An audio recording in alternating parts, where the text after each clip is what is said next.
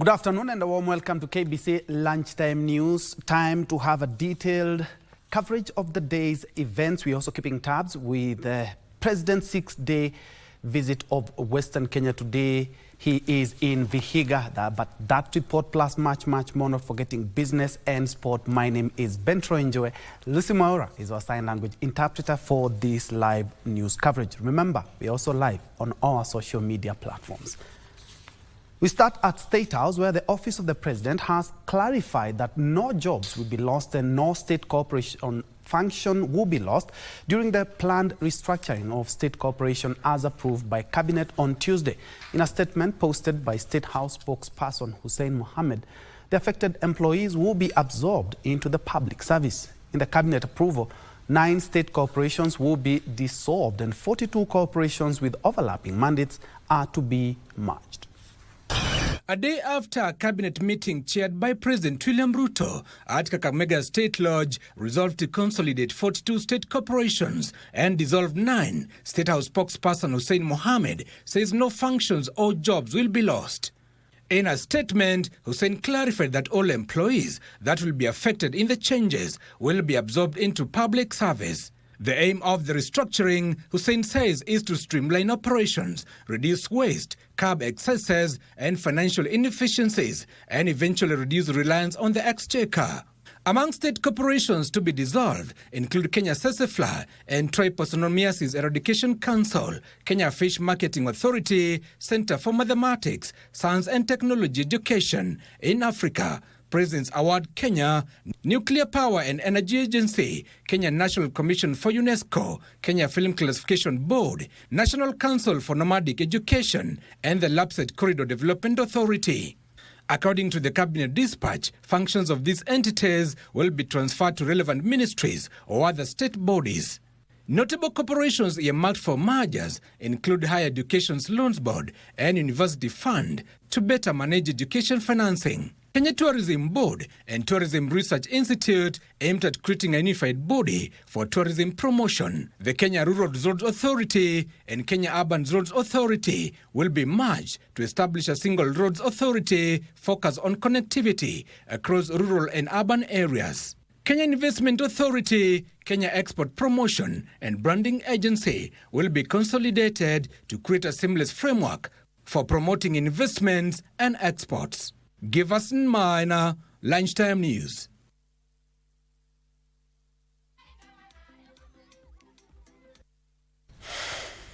Moving on, Kenyan household will have been urged to embrace healthier eating habits, but for that report, we will be getting a little bit later. But on your screen, as you can see, is President William Ruto. Remember, he's on a 6-day working tour in Vihiga. Let's first of all listen in. Acres of rice production in Bunyala, kati ya Busia na hapa Siaya. Nyinyi mko tayari wangwana? Mko tayari kwa hiyo kibarua? Kazi yangu ni hivi. Mimi ni kulete maji, kupunguza mambo ya mafuriko, kuhakikisha kwamba kuna kanal itafikisha maji kwenu bila kulete hasara ya mambo ya mafuriko. Leo asubuhi kule chini, masomo ama ito nini upale? Musoma. Nilikuwa Musoma. Kule Musoma tumeweka dike. Tumeweka milioni 130 kuweka dike, ndio mashamba yenu na mashule yenu izizame. Sawa sawa. Sasa ile imebaki ni hii.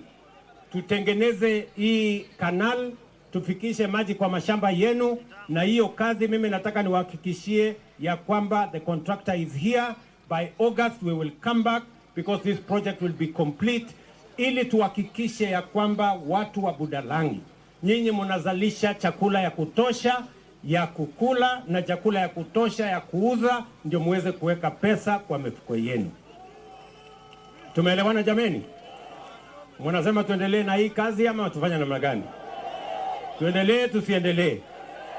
Tuendelee. Ya pili, mimi vile vile nimekuja hapa mbali na hii project. Pia tunataka kuhakikisha kwamba ile maji inaingia Lake Victoria, kwa sababu ile lake inazidi na kuwa na kurise. Sasa tutaenda pia pale Nimeamurisha waziri hapa na contractor waende wafanye mpango ile maji inarudi kutoka Lake Victoria. Tutafute namna ya kuhakikisha kwamba inafanywa dredging, ndio hiyo maji isikuje kutusumbua tena. Sisi tunataka mashamba yetu iwe ni ya kuzalisha mpunga na chakula, sio ya maji kuja kulala huko kama mafuriko. Ama namna gani jameni? Tumekubaliana? Jambo la pili, mimi vile vile nimekuja hapa mjue ya kwamba katika kupanga mambo ya maendeleo ya Kenya, sehemu yote ya Kenya ikiwemo Busia hii iko katikati ya mipango yetu. Kesho mimi nakuja hapa mambo ya stima. Najua wengine wenu hamujapata stima makwenu. Si kweli? Ni kweli ama si kweli? Sasa tuko na pesa bilioni 1 ya kuunganisha stima watu 17,000 wa Busia County. Tumekubaliana na hawa waheshimiwa wenu akiwemo huyu wenu Sauti, huyu Peter Sauti huyu. Si ndio? Tumekubaliana ya kwamba watatusaidia kutuambia kijiji gani haijakuwa na stima, kijiji gani haijafikiwa na stima, kijiji gani bado iko giza. Ndio tupeleke stima huko, tuondoe kiza, tufukuze shetani. Ama namna gani? Masikia shetani anapenda mahali iko giza. Ndio anaendesha biashara yake hapo kwa giza. Tumeelewana? Tuko pamoja? Vile vile mimi nitakuwa tena hapa Alhamisi kwa sababu ya mambo ya maji. Muko na mambo ya maji hapa, muko na maneno ya stima hapa, muko na maneno ya soko hapa. Tumesema ya kwamba soko zenu hapa, tunajenga soko 7 mpya hapa Busia County. Tuhakikishe ya kwamba nyinyi mnafanya biashara, mazao yenu ya kutoka shambani isiharibike, isipotee. Muwe na mtaratibu ya sawasawa ya kufikisha mazao yenu sokoni, muweze kuuza, kuwe na cold room, kuwe na storage, ndio tuweze kuhakikisha kwamba mazao yetu haiharibiki kwa sababu ya kukosa mpango ya vile itafika sokoni. Vile vile tuko na maneno ya barabara. Ndio? Sikizeni. Sawa sawa. Tuko na maneno ya nini?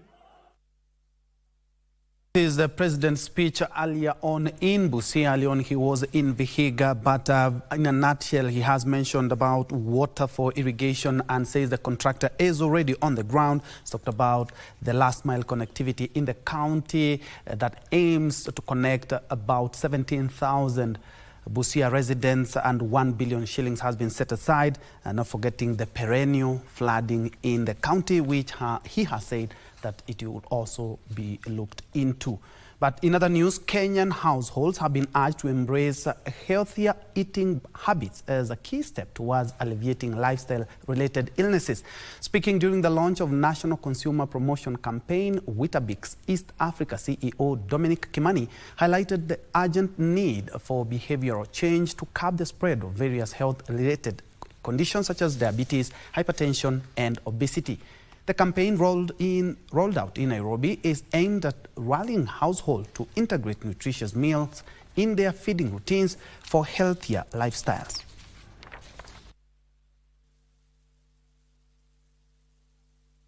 There's a growing trend of health consciousness, consumers looking at having products that give them better nutrition beyond the basic that they are used to, especially in these tough and difficult economic times. And this is not just about the upper social classes, but also towards the bottom end of the market, where it's even more critical for consumers to stay healthy and be healthy so that they can go out and be able to make a decent living. For us, it's if you cannot prepare that lunch meal, you cannot prepare that dinner meal on time, you cannot have that breakfast on time, then you have a nutritious breakfast option for any time of the day to consume.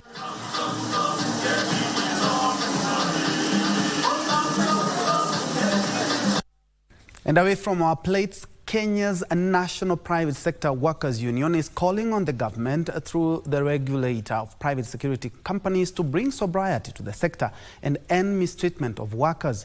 The Kenya National Private Security Workers Union Secretary General Isaac Andabwa has further challenged the private security workers to join unions to help them in advocating for their issues and welfare. waziri wa leba, tafadhali mulika mambo ya private security industry. Reform ambayo tumepigania lazima iprotect wale ambayo wanafanya katika kazi katika hiyo sekta. Jambo ambalo tuko nalo ni challenge kubwa. Hawako kwa union. Bali nimefika hapa kwa sababu nimepata kilio yake. Na hadi halipi sisi mambo ya union Tuesday. Sisi tumejitokeza kama wafanyikazi wa Kenya National Private Security Workers Union. So long as yeye ni askari, ni bawabu katika nchi ya Kenya, whether yeye ni member ama si la, tutahakikisha kwamba haki imetendeka kwake.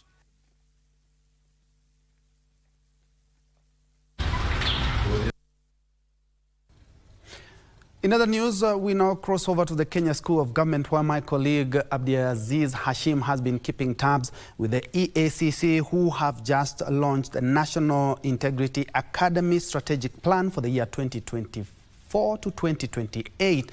And now he joins us with this report. Good afternoon, Hashim.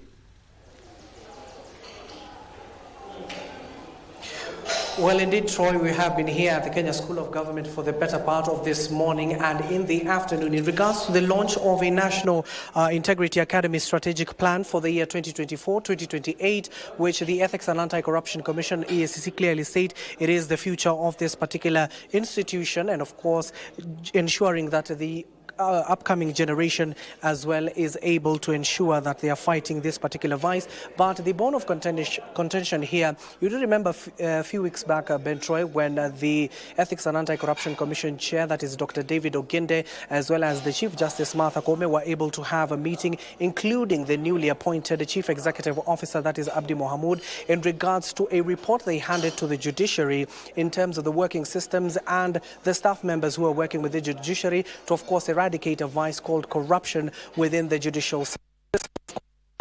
To you that the chair has cleared only a few minutes ago that they have zeroed in on 3 stations that is saying that has been, of course, highlighted in the reports by Chief Justice Martha Koome, clearly stating that they will fight the vice as well in that particular second arm of the government, which is the judiciary. Also, this coming in the backdrop of the Judicial Service Commission issuing petitions, of course, the petitions that have been received against the judges and magistrates across the country. Also, you do remember that the Chief Justice Martha Koome clearly stated that she is not aware if the judges, the magistrate, or their brokers who are engaging with the judges and magistrate to, of course, continue with this illegal vice within the judiciary system. Also, the chair clearly stating that Kenyans who are unable, of course, to pay these particular bribes, how will they get justice? Those are the questions that the chair has been able to raise. And on another particular matter, the chair has also urged the youth as well as leaders and called for political tolerance to both line is of a decorum. And of course, the main story here is that the Ethics and Anti-Corruption Commission, EACC, of course, will be starting to investigate some of the judges and magistrates and even staff members who have been engaging in this particular vice. Of course, we had not had the opportunity to speak to the Deputy Inspector General, that is Elid Langat, in terms of the investigations that are ongoing within the National Police Service. That is up for now, and of course, we'll duly inform you in our subsequent bulletins. Back to you, Troy. Thank you, Abdi, for that detailed report. But for a more loaded report, you'll be back at 7 and 9 in our subsequent bulletin. But take home here is that the EACC will begin investigating even judicial officers who have been mentioned in matters of graft. And also, the EACC has also asked for political tolerance in the country in regards to the temperatures that seem to be rising every day. But away from that, the Technical and Vocational Education and Training Authority has shut down 2 colleges in Rongo and Kuria West Sub-County. The decision by the authority follows an investigation that revealed that 2 institutions were operating without proper registration. Of Cambridge Universal College in Rongo and Yolifa College in Kuria West Sub-County following a crackdown by the Technical and Vocational Education and Training Authority officials has left students at a crossroad. Majority are affected, even though some are out in their various industrial attachment areas. But those students are also affected because most of them are doing end course exams. Ni hadi sijui nitaanzia wapi kwa sababu sasa hata nikipigia mzazi simu nimwambia kwamba shule imefungwa. Ni kama ataniambia kwamba ni propaganda zangu tispendi shule. inauma. Tunapoteza pesa, tunapoteza wakati. According to the TVETA officials, the decision follows an investigation that revealed the two institutions were operating without proper registration and will remain shut till they meet the legal registration requirements. And we've received complaints from the public, and in November we gave them a 21 days notice to comply with the law by registering with TVET authority as required by Section 17 of the TVET Act, Cap 210. The institution so far has not complied with the law. We have encouraged the students or the trainees to transfer to those institutions and take valid registered programs. The situation has raised concerns about the oversight of private colleges in the country and the importance of ensuring that educational institutions adhere to the country's legal standards. Martini Maslin for Lunchtime News.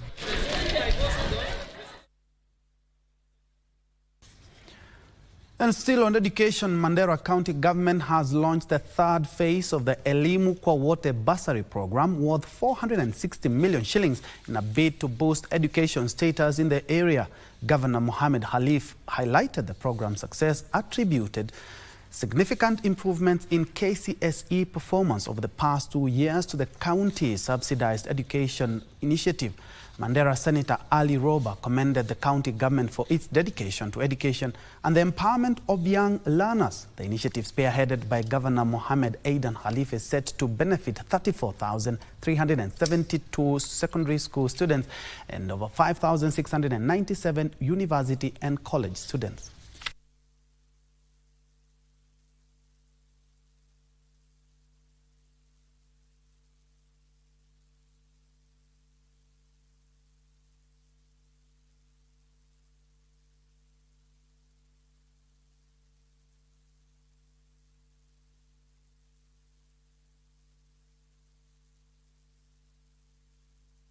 Our collective efforts have resulted in a remarkable 98% transition rate to secondary education, a milestone that demonstrates our unwavering commitment to ensuring education for all.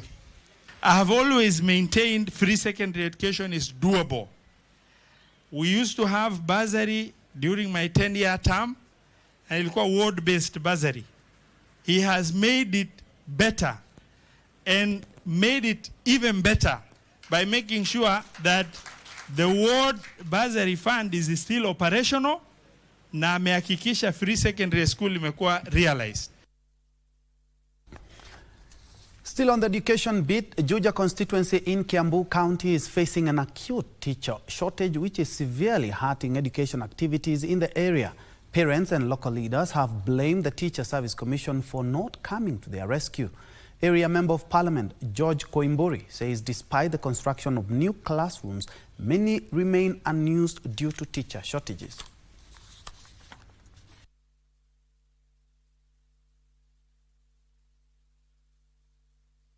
Na kwa mwaka huu nilikuwa natarajia walimu 50 wataingia katika mashule haya ya Juja, na ukiangalia zile streams ambazo tuko nazo hasa katika eneo hili la Magomano, tuko na streams zaidi ya 5 ambazo hazina walimu. Kwa hivyo watoto wamewekwa kwa darasa moja wakiwa wengi, wanafinyana kwa darasa moja sababu walimu hawatoshi. Serikali iweze kutuongezea walimu katika mashule yetu na tutafurahia. Tungetaka tu washughulikie tuwe na walimu wa kutosha, na kwa sababu watoto wetu wako tayari kusoma.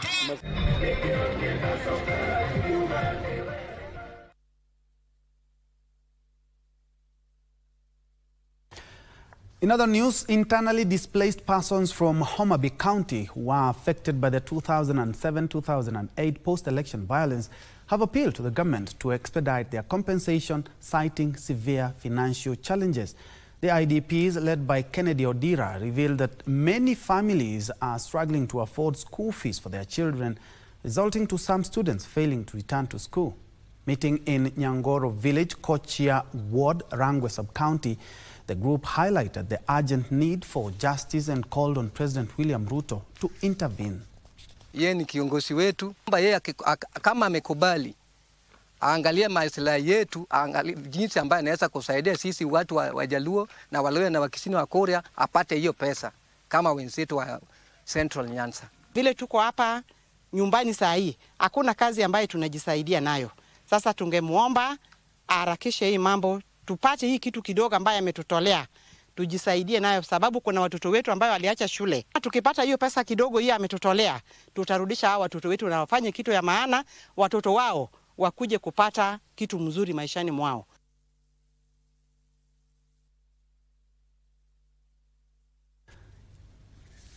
Now, a family from Shambitsi village in Navaholo constituency, Kakamega County, now want the body of a relative exhumed, claiming the results of the autopsy was skewed. The family claiming foul play as the initial autopsy done that denied them a real cause of death of their kin. Led by Roslyn Hassandi, the widow of the late Hanok Omwaka, aged 34, the family alleges that Omwaka was brutally attacked by over 15 individuals armed with blunt objects at his home. The attack is linked to a dispute over a debt of a cow and loan repayments owed by Omwaka by one of the family members who allegedly sponsored the gang. Alikuwa muumiza kichwa, uso, kila mahali alikuwa na maalama. Hadi macho alikuwa ametoboa macho moja na vidole alikuwa ameshavu. Mortem Hancock's Mkabana, tulikuwa na maskari wote wa Navaholo. Na hiyo postmortem results hatujui kitu gani iliua Hancock's. Although an initial autopsy was conducted, the family claims were denied access to the autopsy results, showcasing the cause of his death, hence demanding permission for the exhumation of the body to conduct a fresh autopsy. This even as they accuse the local authorities for colluding with the suspects, hence obstructed justice. Tunaomba serikali, mwili ndio hii hapa, kama mnaweza kuja mtoe hii mwili hapa mpeleke postmortem, tufanyiwe, walete report, tujue nini iliua mzee wangu, at least tufanye nini, turidhike. Meanwhile, they're appealing to the relevant authorities to intervene and ensure justice is served. Inaonyesha tunatishiwa vitisho kuonekana ati sisi wakati tumeenda huko kuchoma, wakati watu walienda kuchoma huko vitu, ati pia hatuna amani, hata paka sasa tunalala kama milango zimefungwa. Na wale wenye walifanya hii kisanga ni wasima, wanatembea, wangali, wanatutumia vitisho. Tena vile visanga ilifanyika kwa mapoma yao, tena watarudi hapa, wachome manyumba, tuwawe. Opicho Chemtai for Lunchtime News. In other news, the county governments of Kiambu and Nairobi have teamed up for a major cleanup effort of the Kasarani River. The initiative aims to reclaim encroached riparian section of the river and transform it into an eco-friendly park and a recreation center. Environment Chief Officer David Kuria gave a stern warning to those found dumping and polluting the river that they will be made to pay. We will also make a list to whoever is doing such activity. It doesn't matter whether you're in Nairobi, it doesn't matter whether in Kiambu or whichever county you're coming. So long as you are destroying the environment, our environment must be clean. He added that Kiambu County Government is collaborating with the County Government of Nairobi in ensuring that Kasarani River is restored to its former glory. Environmental issues, they are not confined to a particular county. They are not just confined to, like this one is confined to the Kiambu County. It is a cross-cutting issue, and we have to work with Nairobi people so that we can be able to address. He further urged the residents whose lands border the river to uproot eucalyptus trees that are along the riverbanks and work closely with water resources management teams in the rehabilitation exercise. This is a very nice place where you can do nature walk. You can plant several bamboo and other water-friendly trees, which county of Kiambu is going to avail, and I'm very sure even Nairobi counterpart will also avail. And we do a good river protection on both sides. He noted the exercise aims at addressing environmental hazards at the same time, creating job opportunities for the residents. For Lunchtime News, I'm Alvin Counder. To another cleanup now, where a group of environment conservationists in Malindi have carried out a cleanup exercise of the town to unblock drainages and collect garbage. They poorly maintain storm water drainage system and uncollected garbage, they say pose a health hazard to the public. We have noticed from today's cleanup that a few business owners, the buildings around, they release their liquid waste into the drainage channels that is meant for stormy water drainage. We will hold you responsible for that. Before the rain season comes, the drainage should be cleared of trash, na zenye ziko suppose zifunikwe. Some of the organisms like turtles, which are endangered, we have some fishes usually feed on plastics and feed on jellyfish, sorry. And the jellyfish are white in color, whereby they resemble plastic. And these species, whenever they come across white things looking like jellyfish, they ingest them, and then it becomes a problem when on issues of digestion. So eventually they die.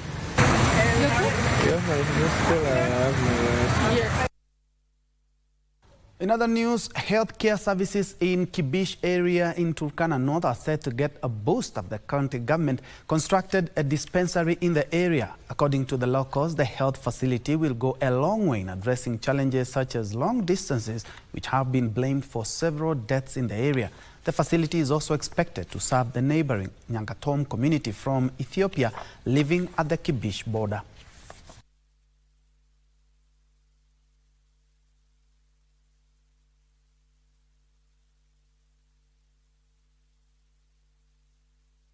We put that health center there to ensure that our people get quick treatment whenever there are issues related to even issues of deliveries, of course, snake bites, and many other things like malaria. Tutapata matibabu kwa hiyo hospitali. Tumepata hospitali kubwa. Itasaidia watu wa Ethiopia na watu wa Turkana ambayo huwa pastoral ambayo watasabu kuna amani hapo.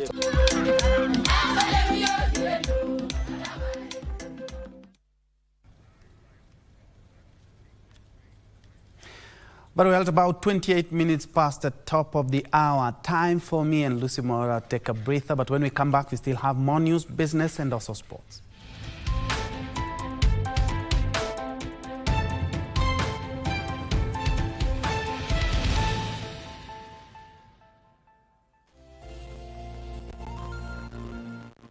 Step up with DSTV and we'll show up by giving you more incredible entertainment. It's game time. Upgrade your subscription between the 13th of January and the 31st of March and get an even higher package for a whole month on us. I nominate myself. If you're on Access, step up to Family and we'll step you up to Compact. Hakuna kitu feel better than putting a little bit in but getting a lot out. Step up and we'll step you up. Dial *423# or download my DSTV app to upgrade today. Nick knows something, and he has been hiding from me. Hello, Nick. Hey, relax. I need to talk to you urgently. That must be a very important phone call. What clues or evidence does he have? We need to find a way, otherwise we will all be in trouble. There is nothing that incriminates anyone. What took you so long? Hi, Ruth. Hi. There's something you left behind. I'm feeling like I'm being watched. You agreed to meet Miss Ruth Njuguna this evening. When did I agree to that? Does she know you sent Blackie to me? No. She can never know that. I know what you and Dad have been up to. Skolewi. If you need help, blink twice. Ama nikatumia adui yake. Yani wataka kuwa kama mimi. Lisilo na budi ubidi. Just find out nani anamfiti na hii story. I could literally feel your thoughts from the gate. What are you doing here? Kuna mtu amekufa hapa. Je, na hiyo mdomo yake kubwa? Jabu. I don't know what is happening in this family, but I don't want to be part of it. Anajua. Can take you somewhere quiet. Taki mambo yongelewe kwa hii nyumba yangu tena. Ni sawa. And what is it exactly they're hiding from you?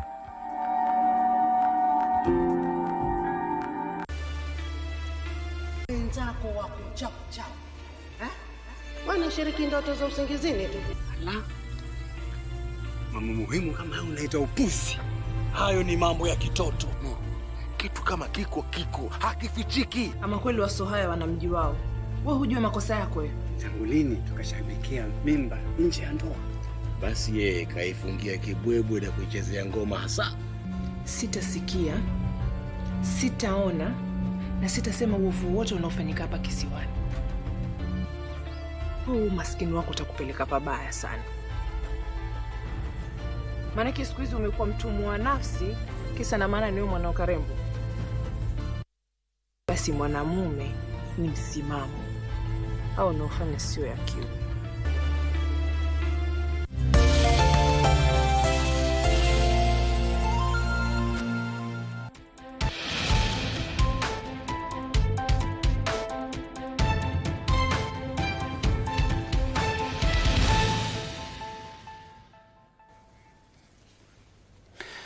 Welcome back and many thanks for keeping it Channel 1. Let's proceed. Game Member of Parliament Elisha Odhiambo is calling on the members of public to support the legislators in their efforts to shield the National Government Constituency Development Fund that was recently declared unconstitutional by the court. Speaking while disbursing NCDF bursaries worth over 31 million shillings, Elisha said the National Assembly is working on a legislation that will align the fund with the Constitution. He further urged the Council of Governors to engage the Controller of Budget over the impasse on the bursary funds.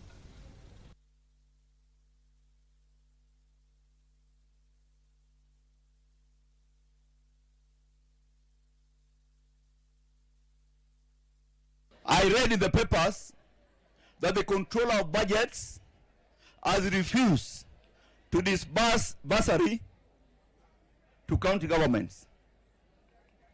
I think county governments are missing the point. There's the Governor's Council that's supposed to be having quarterly meetings with the Controller of Budgets so that they can negotiate and get bursaries. Because as it is, the only team of leaders helping the public is MPs.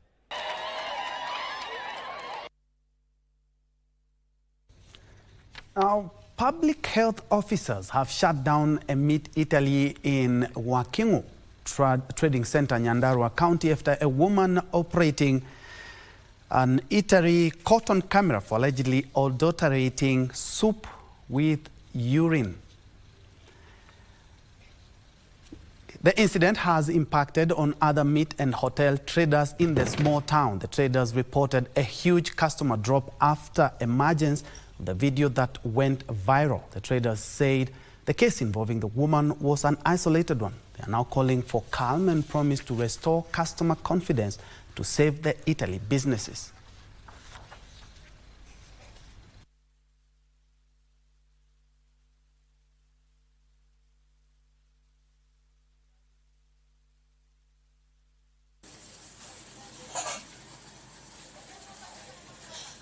Kuna jambo lilitokea ambaye ni la wauzaji wa nyama na mambo ya supu katika eneo yetu ya Wakongo, ambaye ilitrade vibaya sana kulingana na ile mambo ilikuwa inafanyika, na hakika ilitembea sana kwa mitandao na kwa media na kila mahali. Lakini sisi kama business community leaders tumekuja na tukakusanyika mahali pamoja hapa Wakongo na tukakashifu lilo jambo sana. Tuko na huzuni kama wakaaji wa Wakongo kwa vile biashara kutoka ile siku ambayo hiyo mambo imetokea, tumeona kubadilika hewa kwa biashara zetu, kwa maana hata ukiingia kwa hoteli hakuna mtu anataka kunywa ama kukula kitu kwa sababu ya ile hofu ambayo inafuatilia kwa ile mambo ilitokea. Hiyo mambo imetudhuru mpaka majumbani mwetu. Wazee wamenunua meko wanataka kujipikia kwa sababu wanatuogopa, na tunataka kuongea familia sisije zikaharibika kwa sababu ya mtu mmoja. Hiyo makofi asante.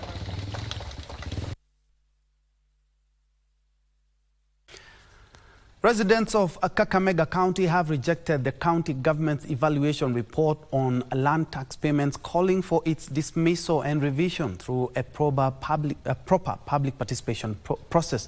The residents expressed concerns over the report, citing numerous loopholes. They emphasized the need for a revised report that incorporates views from the public before any further action is taken.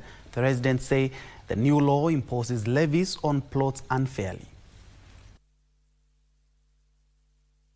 Kama kuna shamba ambayo mtu wetu ameambiwa asonge, there is a procedure ya kuacquire a private property. Tumechagua ma MCAs kutuwakilisha. Kwa hivyo wakiwa huku kwa assembly huwa tuna assume wanatuwakilisha. Lakini kutokea kwa haya mambo ya mashamba tumekuta huwa hatuwakilishi vizuri. Wanatuwakilisha kwa njia mbaya. Kuna vijana kama mimi wenye sasa wameanza kupata plots pia kwa hizo masoko ama hizo mashamba zenye wanataka kuanza kulipia rates. Hawa vijana hawajahusishwa, hawajailipa ushuru ama hawajailipa tax. It is good kulipa tax ama ushuru, tujitegemee. Lakini civic education inafaa ifanyike, tuelewe umuhimu wa kulipa ushuru, ndio sababu tuanze kutekeleza huo mradi.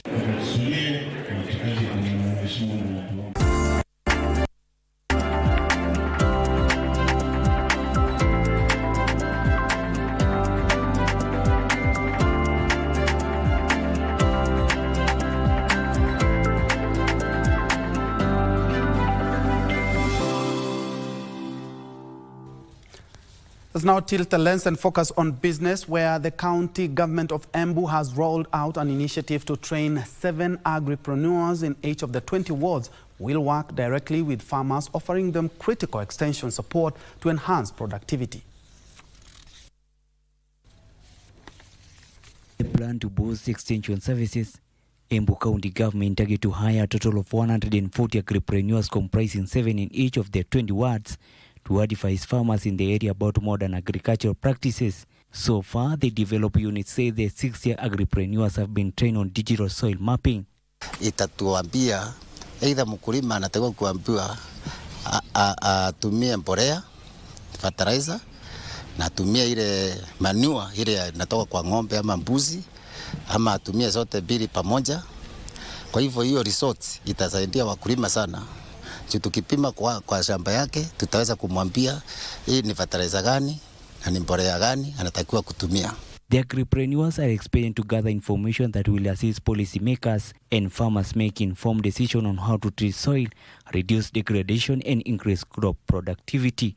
Leo tumeweza kupokea vifaa ya kusaidia katika kupima hali ya mchanga ama hali ya mchanga yetu, ili tujue kiasi ya ile madini iko katika mchanga wetu.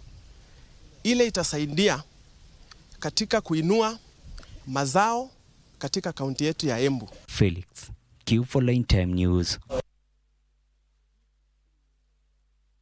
The Kenya Agricultural and Livestock Research Organization is collecting 77,000 soil samples from 45 counties, excluding Nairobi and Mombasa, for testing to inform the types of intervention that are needed to boost food production. Kenya Agricultural and Livestock Research Organization Deputy Director Dr. Daniel Gekara says the samples will be used in creation of digital soil nutrient maps based on different soil attributes like pH levels. Agricultural and Livestock Research Organization, in collaboration with the county governments and the World Bank, commenced collection of soil samples for testing in 2024 in an initiative that runs until 2027. This is under the National Agricultural Value Chain Development Project, whose aim is to improve soil fertility, pest and disease management. The person who is taking the soil sample will be guided on the information to take, one of which is GPS, so that we can know the location of that sample, so that even 5 years from now, we can go back to the same point and monitor how soil is doing. Dr. Gikara underscored the need for soil testing, noting that overuse of non-organic fertilizer has contributed to depletion of soil nutrients, since some farmers are unaware of the correct fertilizer to apply. We did a pilot in Kiambu, and we have also done in other parts of the country.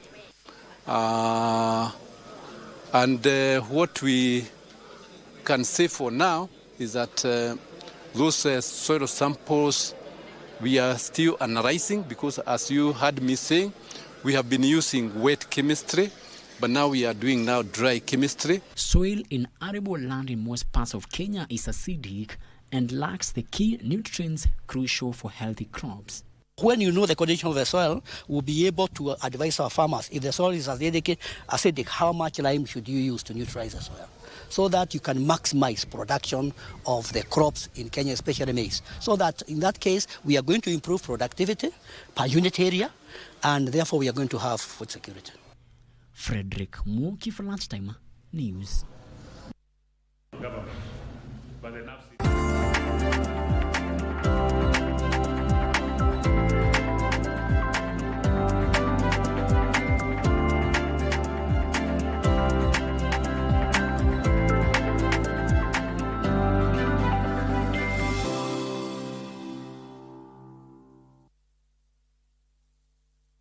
Sports. Kenya Police FC hope to leapfrog league leaders Tusker FC in the FKF Premier League standing after today's matches, where they are playing 7th placed Bandari FC this afternoon at the Machakos Stadium. The policemen are second on the log with 30 points, 3 adrift of Tusker, whom they can swap positions on goal difference if they beat the coast-based team. Bandari, who have lost thrice in the 16 games they have played so far, will also be looking for a soft spot among the top 5 in the league. Gor Mahia will face Sofapaka in the double-header at the same venue from 4 p.m. or determined to close in on third-placed KCB after a disappointing weekend where they lost to Tusker FC 2-1. The third rescheduled game will see AFC Leopards away to KCB at the Sports Pesa Arena in Muranga, where they hope to collect the maximum points after being shocked by FC Talanta last weekend.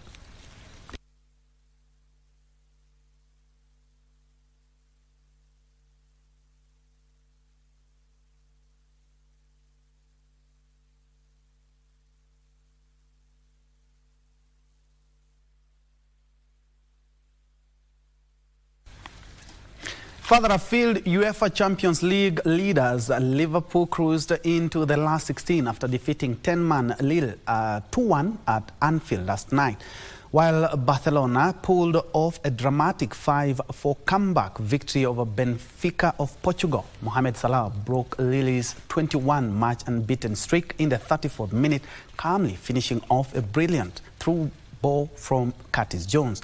Lille quickly responded, with Jonathan David scoring the equalizer just 3 minutes later following Issa Mandi's red card. However, Julian Alvarez scored a brace to help Atletico de Madrid come from behind to secure a 2-1 victory over Bayern Leverkusen of Germany, moving up to third in the table. In another game, Atalanta cruised to a dominant 5-0 win. League resumes tonight with the likes of Arsenal and also the likes of PSG, AC Milan also playing tonight. You can trust our sports desk to bring you the latest in regards to the results, the sights and the sounds. My name is Njue. Lucy Mora has been our sign language interpreter for this live newscast. On behalf of everyone who has made this broadcast a success, do have yourself a blessed afternoon. Don't forget to check out our news in our subsequent bulletin and also social media spaces.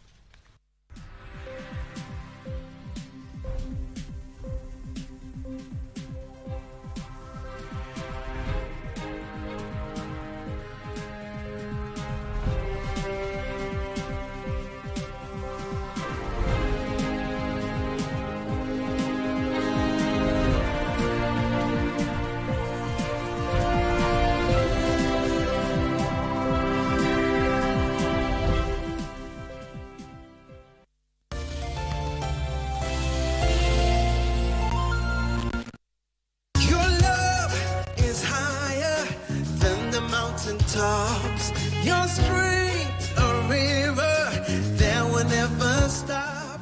Na watu wakipata shida wanaanza kuona ni kama huu Mungu haexist, and many people have used this as a platform of argument. And like many other topics, yes, faith is one of those topics that the Bible has a definition. Okay. Faith is the assurance of things hoped for, the conviction of things that are expected, things that are to come. Faith is not the absence of facts.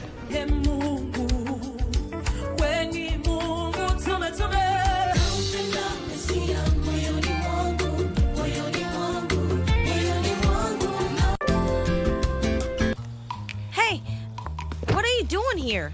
I'll take a look so I can be relieved. No need, no need. I confirmed it. She's back. Let's go, let's go. I still need to talk to her. What is she up to? Why did Director Njue agree to take on my project? I'm sorry, Mr. Zhang. Yesterday, due to a personal matter, the shooting was delayed. I'll make up for it and ensure to stick to the schedule. You heartless guy. You left me alone yesterday, and I had to listen to Chief singing old classics all night. To two argue again? My lady, you're already a married couple. Why do you two still compete with each other?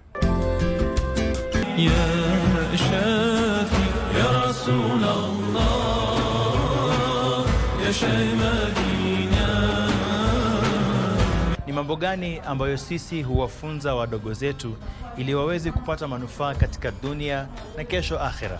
Ni maneno yenye kupandana, maneno yenye kuzidi, maneno ya ziada. Ni neno moja lakini ina uwingi wake, ina faida mingi ndani yake.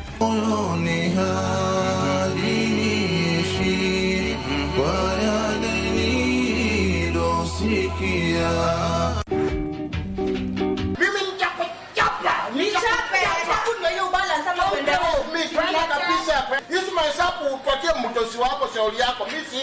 Mimi siko kwa hizi mahesabu. Kiani unataka nitopoe siri? Nitopoe? Siri gani? Nitopoe. Na si useme basi. Wewe anatumia jumba ya wenyewe ya biashara kufanya biashara yako. Mwenyewe anaenda hasara. Umetuaje ni jumba ya wenyewe? Sababu si wewe analipa rent.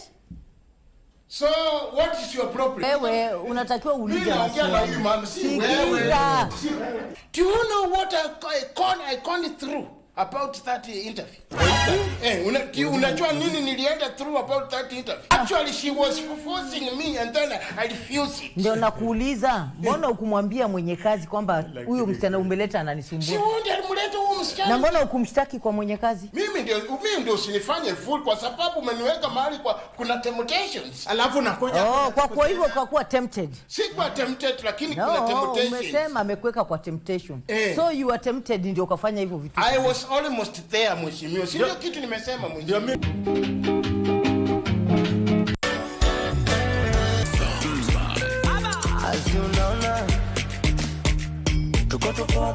Langu ni Britney Veronica.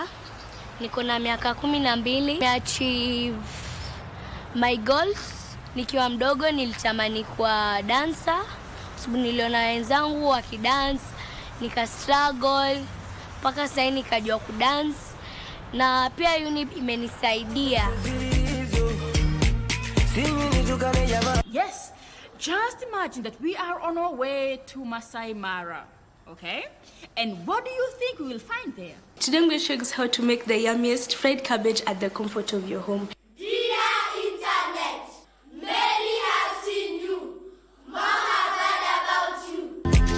Agambe stresizo, sinyi nitukane jamaa zangu.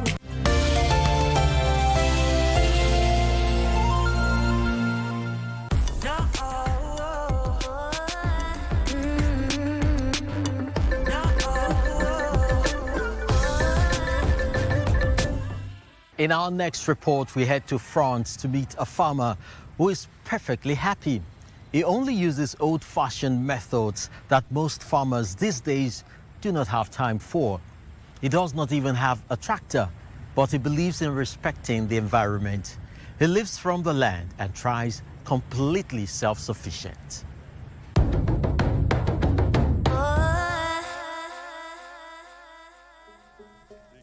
Meet Samuel Lewis, who has never attended school or taken up a job.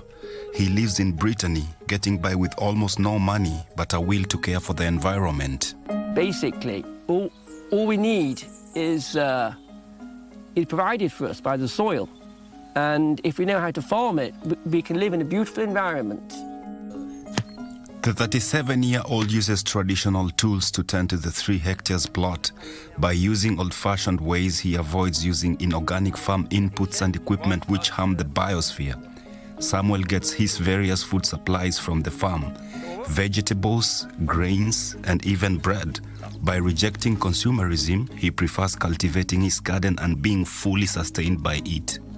That's what interests me, spending less time working for money, because for me it seems like a cycle of poverty and destruction of my environment. And I want to have time to look after living things. Environmental sustainability is key to Samuel, but for him it's even more important to share his knowledge with others. He publishes and sells books that teach people how to take care of the environment. Samuel is living his dream, a simple life and living in harmony with nature. My mission is to try and redress the balance. And just to tell people, particularly younger people, you don't necessarily have to destroy your environment. An interesting character, in a way, is as much an artist as a farmer. Our next report features another crossover between arts and the environment. It takes us to Uganda. Over now to Sandra. Thank you, Chris. Now, here in Kampala, only 5% of garbage is recycled, and the streets are quite badly littered. But to artist and designer Allen Nabukenya, trash is a resource. She's even found to have a creative use for rubber sandals that people have thrown out. Allen Nabukenya is combining her passion for art with care for her environment. Collecting discarded flip-flops is the first step to a process she has invented to turn plastic pollution into something useful. Uganda, like many places around the world, is littered with hundreds of thousands of plastic flip-flops. This one, this farmer pulls out of his field, is about to be given a new creative purpose. To my surprise, this girl collects them, and we see her getting out beautiful things. Nabukenya turns the flip-flops into paint, which she uses to make works of art and other objects.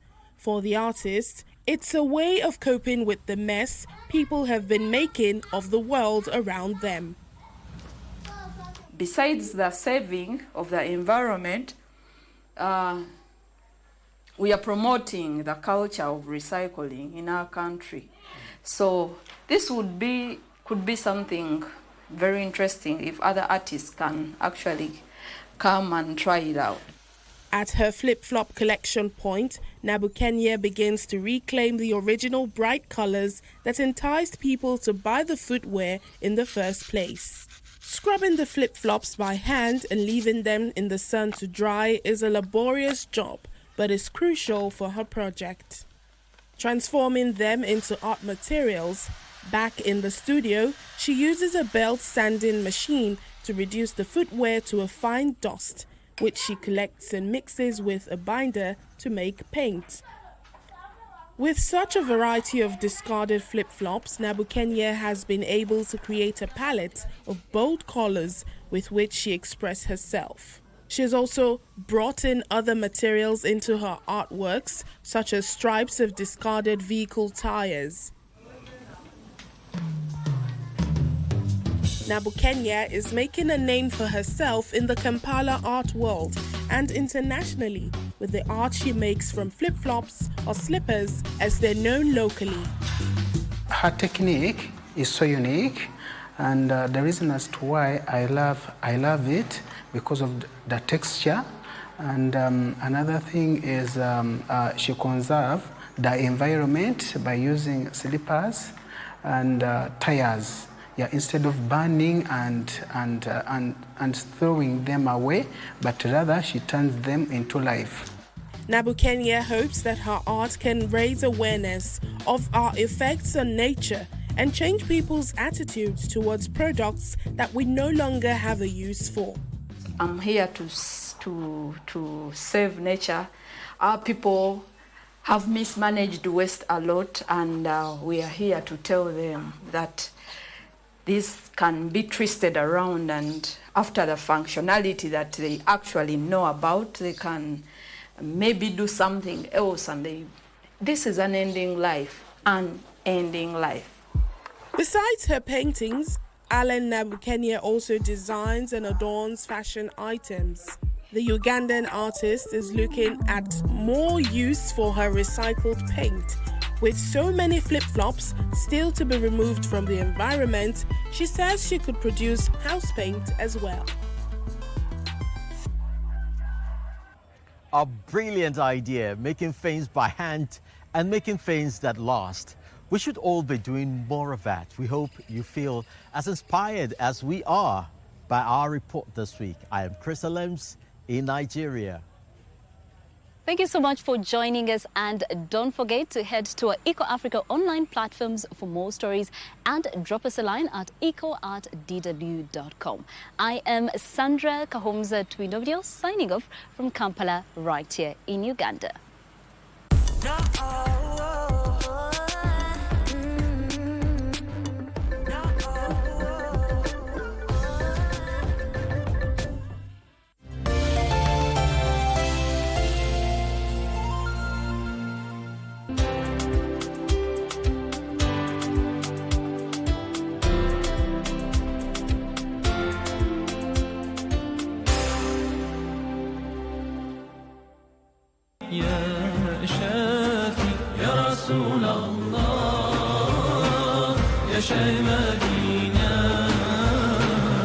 Ni mambo gani ambayo sisi huwafunza wadogo zetu ili waweze kupata manufaa katika dunia na kesho akhera? Ni maneno yenye kupandana, maneno yenye kuzidi, maneno ya ziada. Ni neno moja lakini ina uwingi wake, ina faida mingi ndani yake.